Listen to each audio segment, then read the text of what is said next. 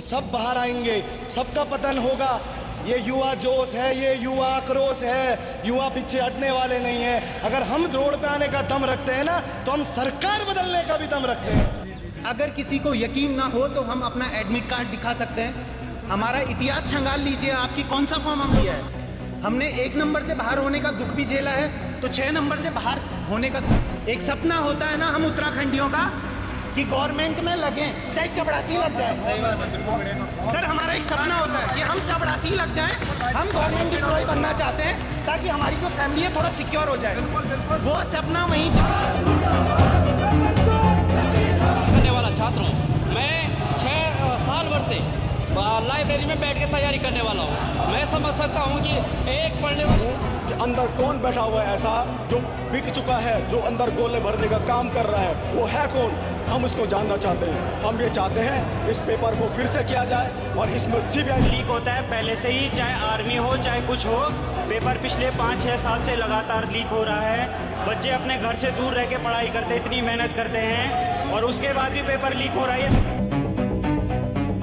युवाओं का दर्द सुनिए, समझिए उन बेरोजगार युवाओं की पीड़ा जो अब सड़क पर उतरने को मजबूर है। जिन्हें 4 दीवारी के भीतर कॉपी कलम लेकर पढ़ना चाहिए था, वो अब हाथों में तख्तियां लेकर रैली निकालने को मजबूर है। सिस्टम की ऐसी खामियों ने उन्हें ठगा हुआ महसूस करा दिया है। तस्वीरें उत्तराखंड के रुद्रप्रयाग जिले की है, जहां आज पेपर लीक के विरोध में युवा सड़कों पर उतर आए।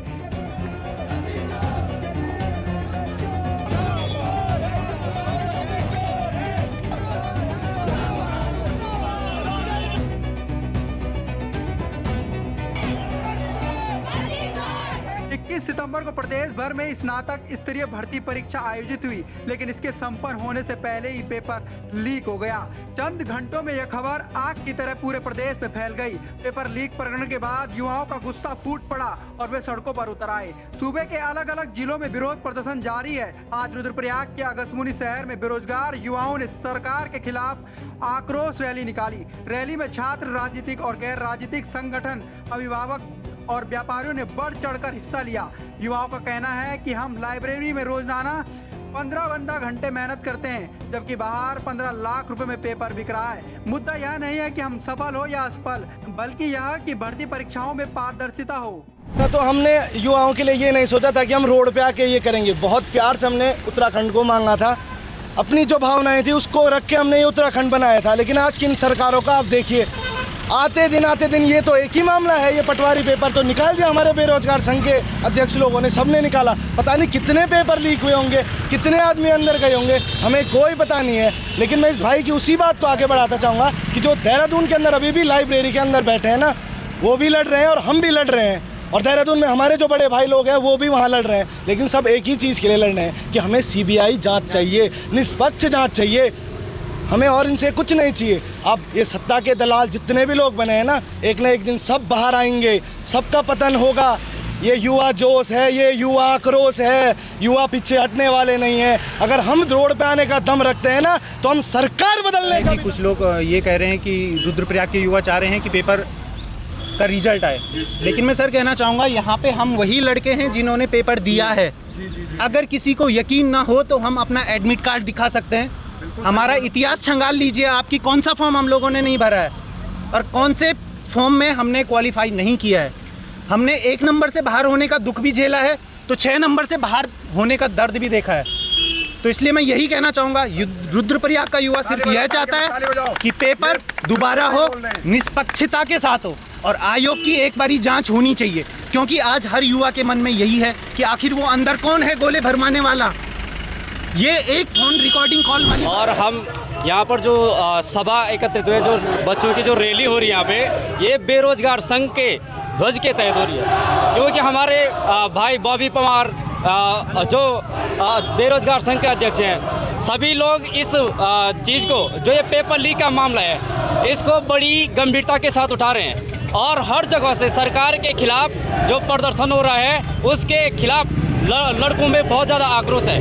क्योंकि मैं खुद तैयारी करने वाला छात्र हूँ। मैं 6 साल भर से लाइब्रेरी में बैठ के तैयारी करने वाला हूँ। मैं समझ सकता हूँ कि एक पढ़ने वाले छात्र पे क्या बीती है। और सरकार इस प्रकार से पेपर लीक करती है, ये बड़ा ही निंदनीय है। और जो उच्च पदों पर बैठे हुए लोग हैं, जैसे हमारे यूके SSC के अध्यक्ष GS मार्तोलिया जी, वो कहते हैं कि सिर्फ 3 पेज ही लीक हुए हैं। ये बड़ा निंदनीय विषय है। जो इस संवैधानिक पद, इतना बड़ा पद है, आपके पास इतनी बड़ी जिम्मेदारी है और आप कह रहे हैं कि सिर्फ 3 पेज। जैसे आप लोगों को विदित है, यूके SSC ने 21 सितंबर को पेपर का आयोजन किया, लेकिन पेपर से ठीक 2 दिन पहले 2 आरोपी गिरफ्तार हो जाते हैं।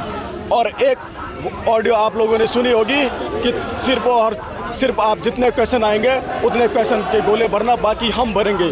तो मैं ये पूछना चाहता हूँ कि अंदर कौन बैठा हुआ है ऐसा जो बिक चुका है, जो अंदर गोले भरने का काम कर रहा है, वो है कौन? हम इसको जानना चाहते हैं। हम ये चाहते हैं इस पेपर को फिर से किया जाए और इसमें CBI जांच की मांग हम चाहते हैं। सभी युवा हमारे साथ हैं और हम इस रैली को तब तक नहीं छोड़ेंगे जब तक हमारी मांगों को पूरा नहीं किया जाता है और हमारे सपनों के साथ ये उत्तराखंड सरकार जब तक खेलना बंद न करे तब तक हम लड़ते रहेंगे। लीक होता है पहले से ही, चाहे आर्मी हो चाहे कुछ हो। पेपर पिछले 5-6 साल से लगातार लीक हो रहा है।